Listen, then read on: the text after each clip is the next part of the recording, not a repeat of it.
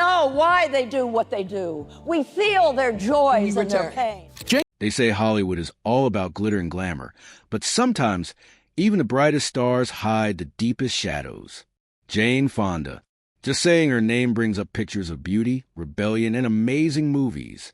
For those who remember the good old days of Hollywood, her face is unforgettable, with eyes that seem to burn through the screen, a body that looked like it was sculpted from steel, and a presence that just wouldn't be quiet.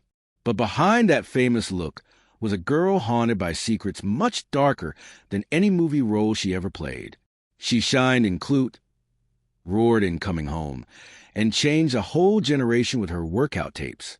Yet, very few people knew about the quiet war she was fighting when the cameras weren't rolling. Beneath all the fame, there was pain, the kind of pain that leaves scars too deep for makeup and questions too heavy for applause. What truly happened to the woman America both loved and sometimes didn't understand? Before we jump into the real story of this fiery, strong woman who survived so much, we want to hear from you. On a scale from 0 to 10, how much do you look up to Jane Fonda? Before the world knew her name, Jane Fonda was just a girl growing up in the huge shadows of Hollywood royalty, in a quiet home where love was often missing. Her father, Henry Fonda, was a giant in the movie world, admired by millions. But to Jane, he felt far away, hard to know, impossible to reach. He almost never gave her compliments. Hugs were simply not there. Affection came in the form of corrections. If she wasn't perfect, slim enough, calm enough, she worried she wouldn't even be good enough for him to notice her at all. And then came the biggest hurt that would shape her whole life. When Jane was just 12, her mother passed away while she was in a hospital for mental health. The official story they told Jane was unclear. Heart failure, they said. There was no family talk, no space to cry. Her mother's photos disappeared from the house. Her name was whispered, her presence erased. But weeks later, in the most shocking and public way, Jane found out the truth. While at school, flipping through a magazine, she read a single cold sentence that cut her like a knife. Her mother had ended her own life. The shock was devastating. Jane had been kept in the dark, not given a chance to understand or say goodbye, left to deal with something unimaginable all by herself. She hadn't gone downstairs to say goodnight the night before, and in the mind of a grieving child, that simple act became a haunting regret. Guilt settled in her chest like a heavy weight that would never fully lift. For years, she believed, quietly and illogically, that it had been her fault, that somehow her mother might have stayed if she had just said goodbye. Her father didn't explain. He didn't comfort her. He simply moved forward as if nothing had happened. And so Jane did too. But inside, the break grew deeper. She built a shell of calmness, hiding her sadness with strict rules for herself, always trying to be perfect and keeping a distance from others. She stopped asking for affection. She stopped expecting answers. She became, in many ways, the opposite of the girl she had once been. Harder, quieter, driven, but empty inside. That missing emotional connection shaped her teenage years. She didn't rebel. She performed. She didn't cry. She endured. And when the world later praised her beauty, her talent, her brilliance, they didn't see the invisible string that connected it all. A never-ending, aching need to feel worthy of love. Jane Fonda didn't become famous by luck. She rose because she had to, because the silence in her childhood had taught her that if she didn't make herself special, she might disappear completely. Just like her mother, in the dazzling bright lights of 1960s Hollywood, where being perfect wasn't just expected. It was like a strict rule. A young Jane Fonda was quietly falling apart beneath her mask of perfection. She was in her 20s. The whole world seemed to be at her feet. Her face was on every magazine, and her name was becoming famous very fast. But inside, Jane was a battlefield of shame, silence, and impossible standards that made her feel suffocated. As the daughter of movie legend Henry Fonda, she had grown up in a world of fancy velvet curtains and unspoken expectations. Yet, she never once felt truly seen or understood. Her father, loved by many on screen, was painfully distant at home. Praise was rare, and affection was even rarer. When he looked at her, it was often with a critical eye, not with comfort. If she wasn't thin enough, polished enough, flawless enough, she feared she would disappear completely. That feeling didn't go away when she became famous. It actually got stronger. By the time cameras adored her, Jane hated herself. Behind every red carpet smile was a war she was losing every day. In secret, she battled bulimia, eating a lot, and then throwing up in a painful routine of hurting herself. These habits were hidden, the pain buried beneath fancy dresses and movie posters. Nobody knew. How could they? She looked like everything the world wanted. But Jane couldn't even look herself in the mirror. "I loathe my body," she would later admit. "I thought if I could just fix it, maybe the rest of me would feel less broken." Hollywood didn't heal her. It made the wound deeper. Studio bosses, blinded by money and fantasy, gave her cruel advice disguised as help. One even suggested she break her jaw and remove some teeth to make her face look slimmer on screen. It wasn't a joke. It was how Hollywood thought. And Jane, still desperate for approval, listened. She had plastic surgery, not because she was full of herself, but out of desperation. Each change was a plea for worth. Each procedure was an attempt to cut away the doubt. But the mirror was never satisfied. No matter how perfect she looked, the girl inside remained bruised. Her 20s, those years the world sees as golden, were not golden for Jane. They were empty because of shame, loneliness, and an invisible way of pretending to be okay. She was the picture of calmness, elegance, and fearlessness. Yet, in her own words, she never thought she'd live past 30. That's how deep the pain went. What the world saw was a rising star. What they missed was the quiet breakdown happening just out of sight. Behind the polished image of Jane Fonda stood a young woman trying to survive herself, shattered by a need to be loved, emptied by a world that only cared about how she looked on the outside. And though the years ahead would bring strength, new beginnings, and strong fighting for causes, the scars from that time would never truly fade. She was no longer just the daughter of Henry Fonda. Jane had become a powerful force all her own, strong, smart, and not afraid to shake up the very industry that had once tried to make her silent. Her real breakthrough didn't come with glamour, but with tough realism in 1969's They Shoot Horses, Don't They?, where she played a desperate dancer crushed by the weight of the Great Depression. It wasn't just acting. It was a cry of pain, a picture of someone barely holding on. The pain in her eyes, the tension in every movement, proved that Jane was no longer acting to impress. She was acting to reveal true feelings. 2 years later in Clute, she became a call girl caught in danger and desire. But what could have been a role that just fit a common idea of a person became something much more personal and raw. Jane stripped it of glamour and showed a woman searching for who she was in a world that only saw her as an object. The Academy, which gives out the Oscars, noticed.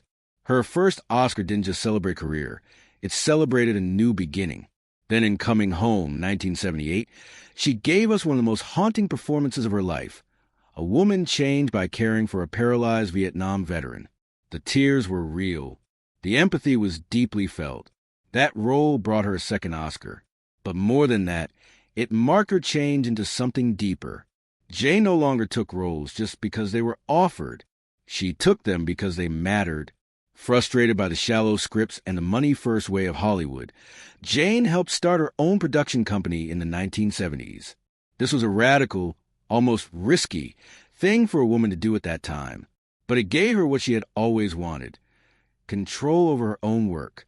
She began telling stories about war, healing, justice, and women's rights, not for applause, but to hold people accountable. With Coming Home, she didn't just move audiences. She moved a nation to face its shared pain. Jane believed films weren't just for escaping. They were for truth. And she refused to go against that belief, even when it cost her roles, money, or public favor. In an industry built on how things look, Jane insisted on real meaning. From her Oscar speeches to anti-war protests, from movie sets to court hearings, she rewrote what it meant to be a star. Not by chasing fame, but by using it for good. Her performances became mirrors. Her career became a mission. And her legacy, shaped not by convenience, but by strong belief, stood as a rare example of courage in a world obsessed with comfort. Jane Fonda didn't just act. She answered to a higher calling. And in doing so, she showed what a woman in Hollywood could truly be. There are moments in life that change everything forever, points so important they completely reshape a person. For Jane Fonda, one such moment didn't happen on a fancy movie set or under the bright lights on an award stage, but in an unfamiliar land far from home. By the early 1970s, Jane had started to grow beyond her movie star image. After years of personal struggles with how she felt about herself and pressure from the public, she found herself drawn to deeper questions about what life meant and what it truly meant to be human. Moved by compassion, she began listening to stories from people affected by conflict, students, families, and former soldiers. Then in 1972, Jane Fonda took a trip abroad that would become one of the most misunderstood parts of her life. Her goal was to see the impact of war firsthand, visiting hospitals, schools, and communities that had suffered for years. The people she met moved her deeply. She saw strength in the face of loss and grace in places where sadness had once lived. She listened, asked questions, and tried to understand what suffering looked like beyond newspaper headlines. But during one planned stop, a photo was taken, one that would change how many people back home saw her. In the picture, she is sitting near military equipment, smiling a little awkwardly. It was a brief moment, never meant to become political. Yet, when the photo circulated, it caused a huge negative reaction. Many misunderstood her intentions. The nickname Hanoi Jane appeared in headlines, and public opinion turned sharply against her. Some people called for boycotts of her movies. Movie offers slowed down. The reaction, though painful, became a defining test of her life. Jane later spoke openly about the event. She expressed regret over the photo, not for her desire to listen and learn, but for the way the image was understood. It was never meant to hurt or offend. Yet, she understood the deep emotional weight it carried for many, and she admitted it with humility. Instead of hiding from the public eye, Jane turned to healing through art, through understanding others, through listening. In 1978, she produced and starred in Coming Home, a film that respectfully showed the journey of soldiers returning from war. It was more than just a movie. It was a tribute to voices that had been ignored for too long. The performance earned her another Academy Award and helped change how the public saw her, not as someone seeking attention, but as someone willing to face pain with a purpose.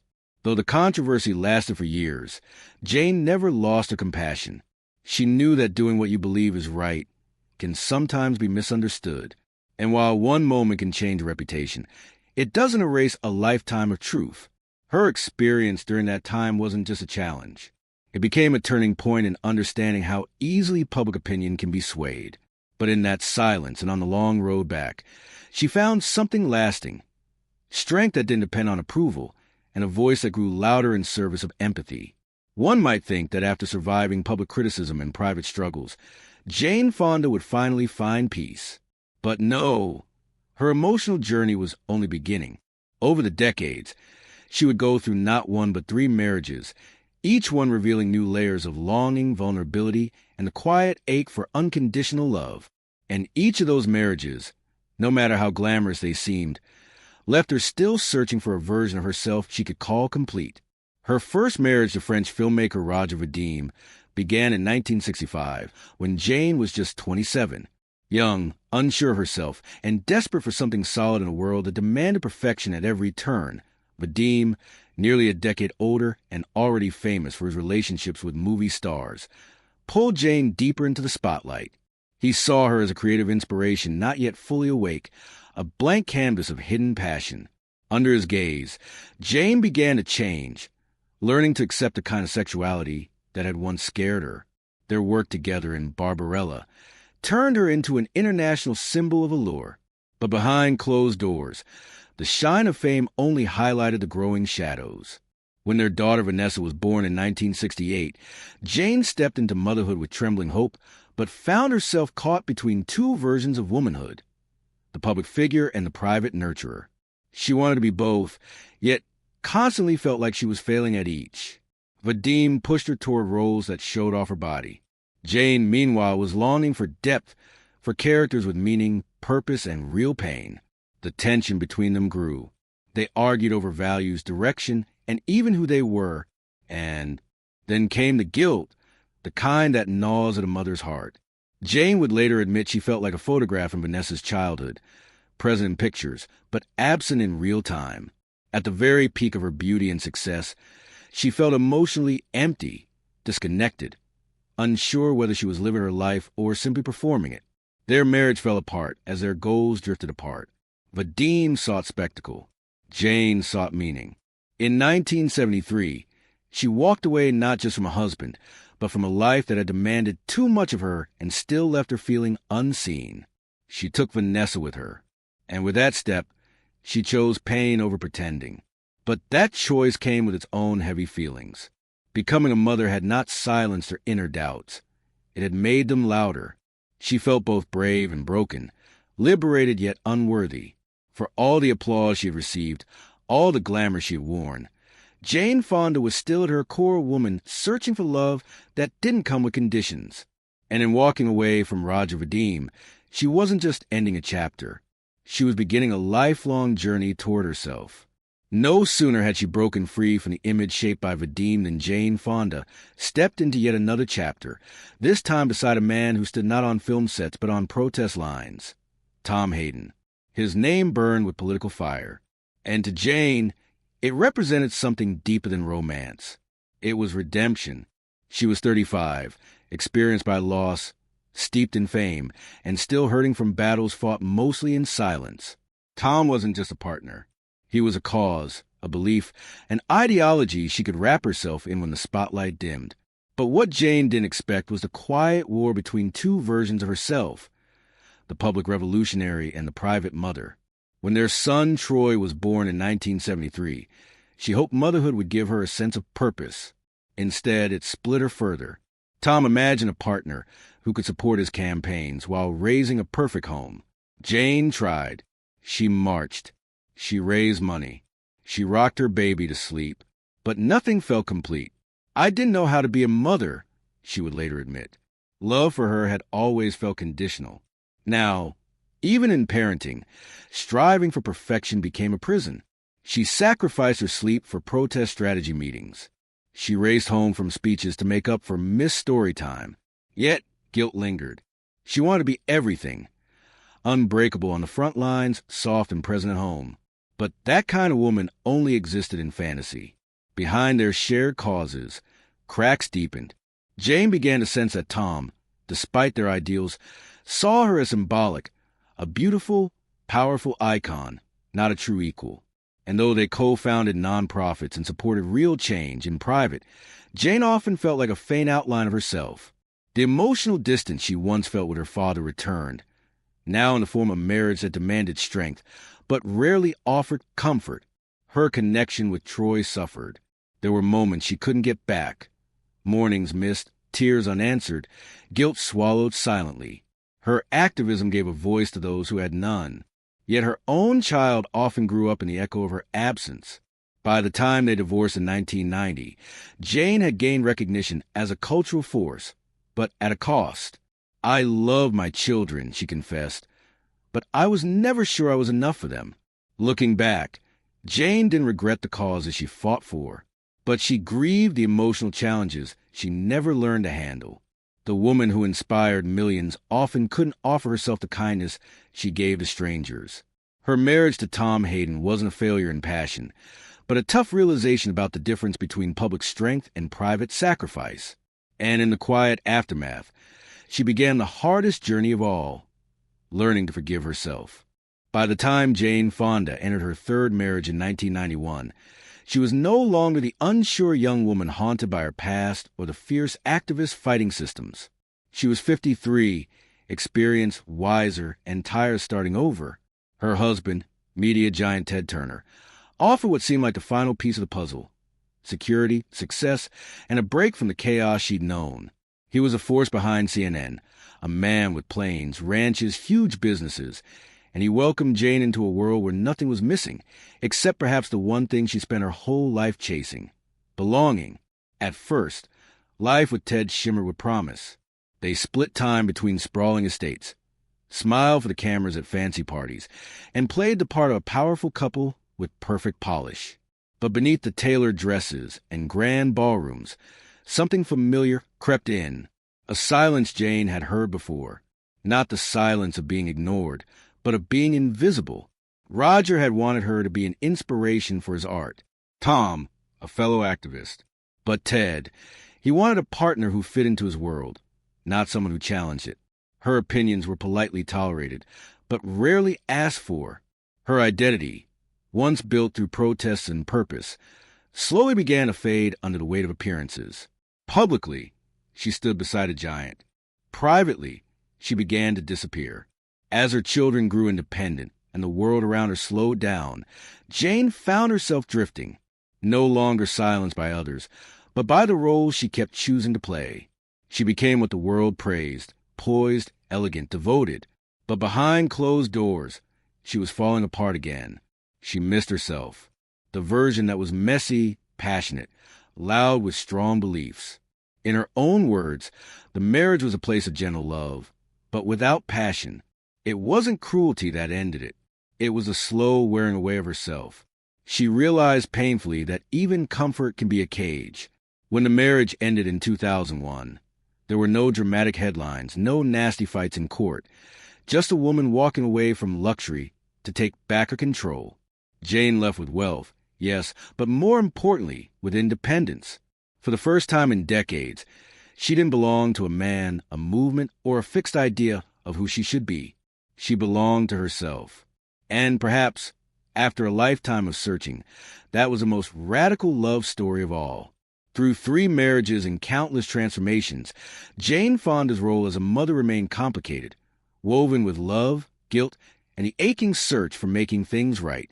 She cherished Vanessa, calling her brave, and remembered holding her for the first time as a magical moment. Yet, raising a child under the harsh glare of the spotlight filled Jane with quiet sadness. She feared passing on the same burdens of perfection that had haunted her own youth and promised to shield Vanessa from them, even as she struggled through motherhood herself. With Troy, she saw both strength and sorrow. She admired his creativity and steady nature, yet carried guilt for her absences, missed dinners, broken promises, and passion projects that took her away. She once said she had to learn to apologize with my whole heart, not just for what she got wrong, but for what she chose to prioritize. Over time, through honesty and shared pain, they began to heal. Trust was rebuilt, not through grand gestures, but through conversation, tears, and the quiet courage of forgiveness. Jane didn't walk away from motherhood empty. She walked away changed. Her foundation for teens in Georgia wasn't just charity. It was personal. She created it because she knew what it felt like to be lost, and because her children had taught her humility. Vanessa and Troy gave her more than just titles. They gave her the grace to be flawed and the strength to keep trying.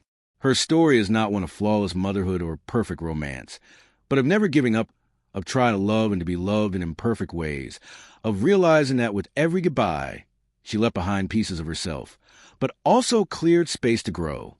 The woman Jane became, wiser, more complete, quietly powerful, emerged not despite her wounds, but because of them. In the end, her most lasting legacy may not lie in films or protests, but in the hearts of her children, a legacy of vulnerability, resilience, and the courage to never stop becoming. Even after surviving the storms of marriage, motherhood, and fame, Jane Fonda's most personal war came not from the outside, but from within her own body. As the years passed, so did a string of cruel diagnoses. In 2010, at age 72, she was told she had breast cancer. A surgery saved her life, but the fear and emotional aftermath didn't fade with the stitches. Then in 2019, a small spot on her lip revealed skin cancer. It was a minor treatment, but the message was chilling. Time was no longer endless.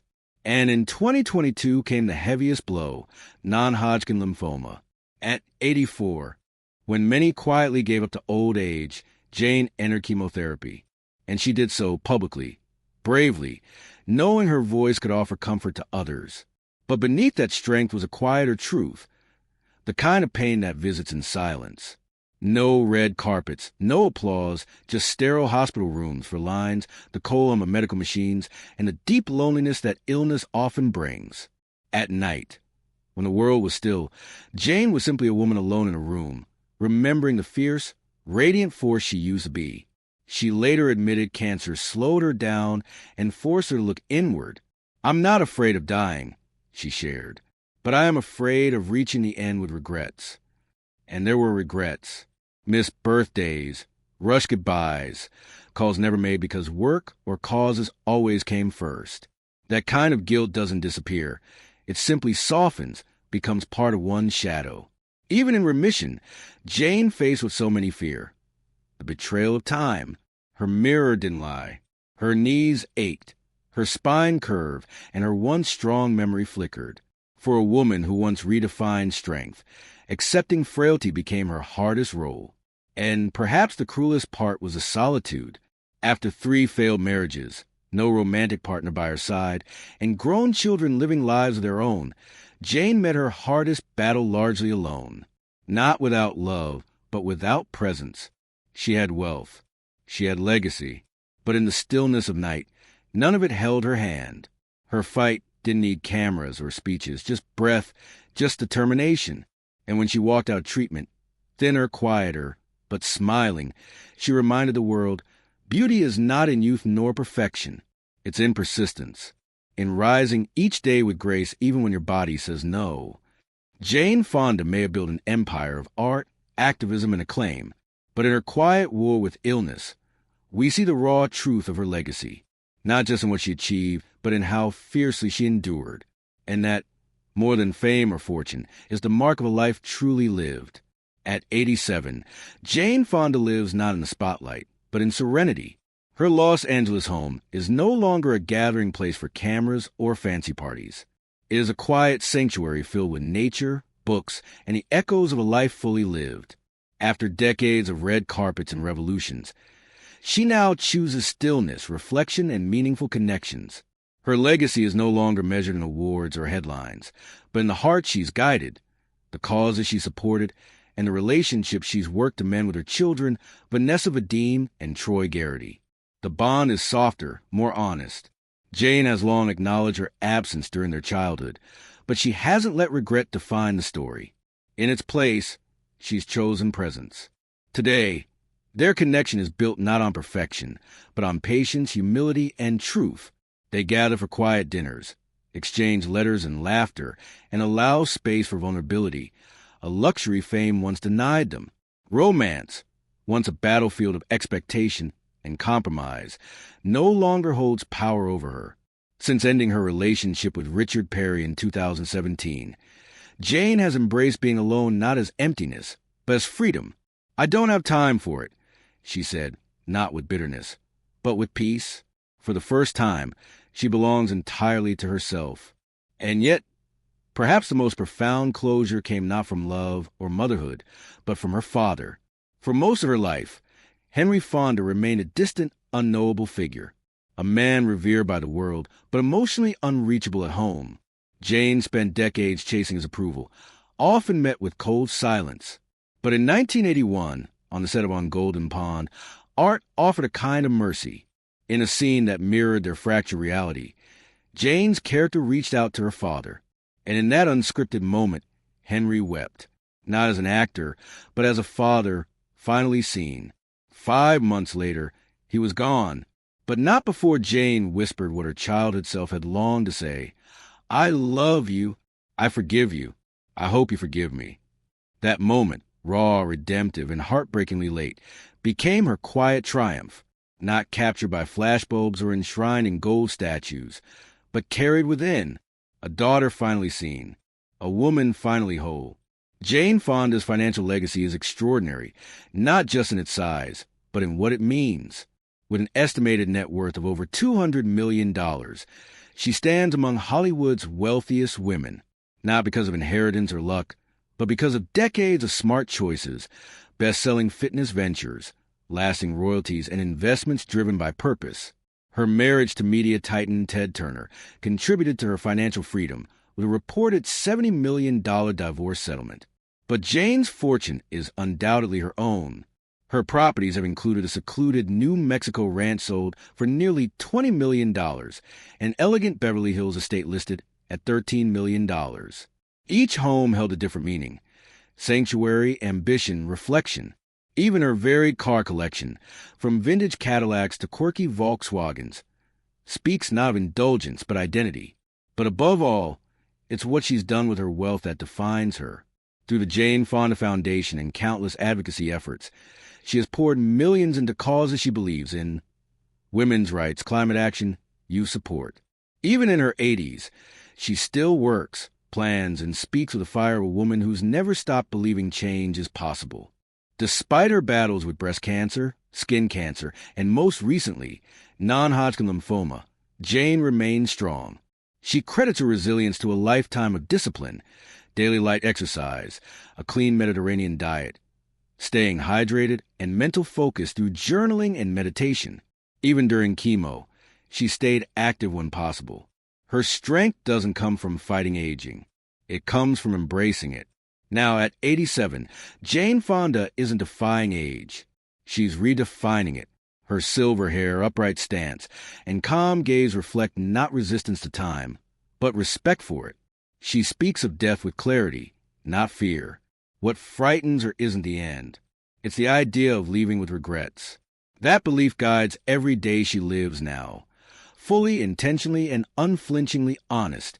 Her cultural impact reaches far beyond her Oscar-winning roles in Clute or Coming Home.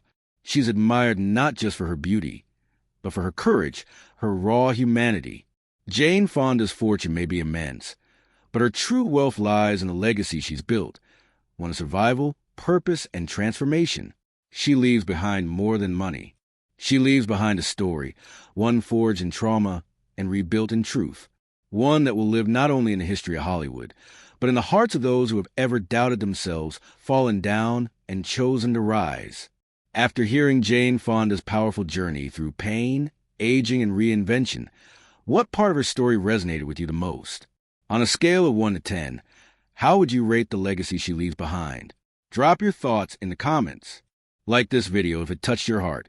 And don't forget to subscribe for more unforgettable stories behind Hollywood's most resilient icons.